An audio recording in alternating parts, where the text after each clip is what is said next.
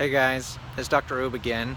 I figured on this rainy day, 2 days before Thanksgiving, that it'd be a good time to talk about squashing inflammation. Inflammation is also often categorized as a fire, an inflammatory fire that's going on, and there's things that you're eating, things that you're doing or not doing that are contributing to inflammation. So I want to talk about a few supplements that I like to use for anti-inflammatory benefits. There's certainly other things you can do for inflammation, like managing your stress, balancing your hormones, and eating the right foods and removing any food triggers, gluten and dairy being the most common food triggers. But the supplements I often like to use to turn off inflammation, my favorite one is curcumin. Tons of people use curcumin every day. I take it every day. It's the active ingredient in turmeric. Turmeric is a root that's found. You can usually find at your local grocery store. And you can blend it up and eat it, and you can spice food with it.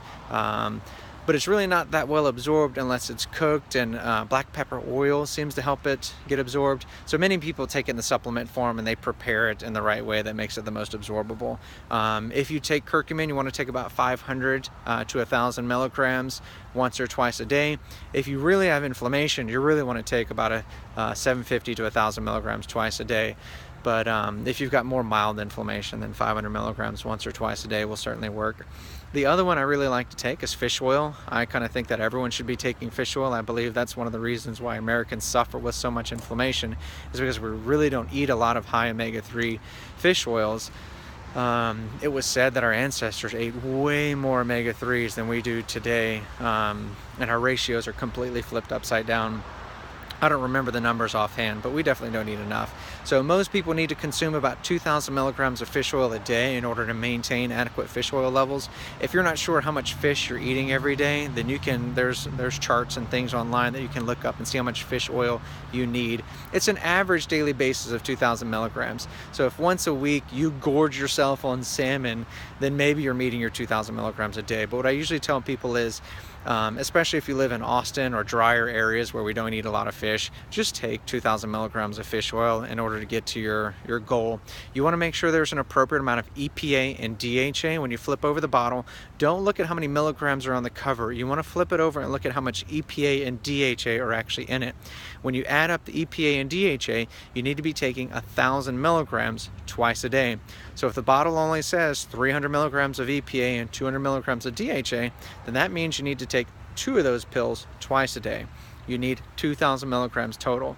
The best ratio for anti-inflammation and health seems to be 700 milligrams of EPA to 300 milligrams of DHA roundabout, and you take that twice a day.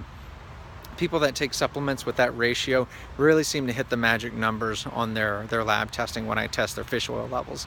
If you've never had your fish oil levels tested, I encourage you to get that tested. There's several labs that offer that value. Many doctors don't even check that. The final thing I've been using a lot of lately is CBD oil. CBD oil is it's based from the marijuana plant. The marijuana plant makes 2 main oils, THC, which gets you high, and the other one is CBD. So the plants they grow to make the CBD are actually really low in THC, which is the one that gets you high. And so they grow these plants with high CBD, and then in the manufacturing process, they actually remove as much THC as they can. There's supposedly trace amounts in it. You can't ever get it all out, but CBD is an excellent anti-inflammatory.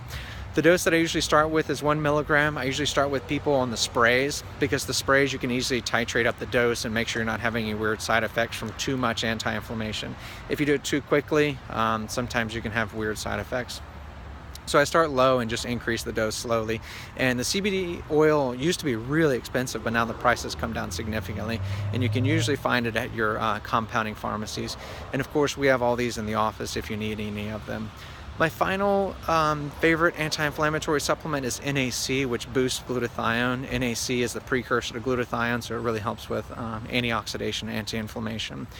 So that's my top 4 favorite anti-inflammatories. Hopefully you can find these at your local store and take them if you're struggling with inflammation. And of course, it's always good to test your inflammation levels before you start on a regimen, so you know if it's actually working or if you need to change the dose, increase the dose, or just try a different therapy. So I hope that helps. If you like this, then please share it and click the like button, and tag someone if you know they have trouble with inflammation and need some help with it. Hope it helps.